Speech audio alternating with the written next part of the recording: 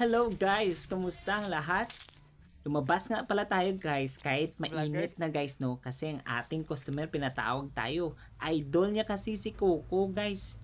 Ay gusto niya pala ang Kokopit guys. Bulang sa Tagalog, kaya samahan niyo ako guys. Ang Kokopit pala guys ay isang versatile or maraming gamit pala ito na material na gawa sa ilan ng or pampaayos upang mapabuti ang ekstruktura ng lupa at masusuportahan ang paglaki ng mga halaman guys.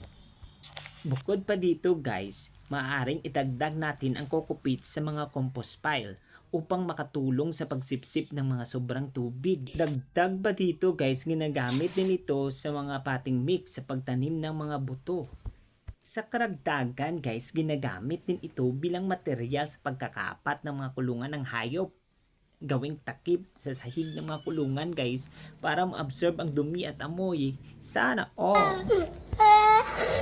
Higit pa rito guys, ito ay eco-friendly na material. Kaya kung kayo guys may nakita riyan, kung may alam kayo na Kokopit, kunin nyo na guys no.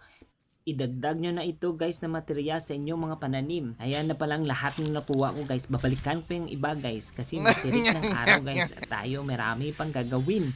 Maraming salamat pala guys sa panonood ng aking video. Ito pala guys ang dala ko, hindi naman siya mabigat guys ha. Parang ikaw lang.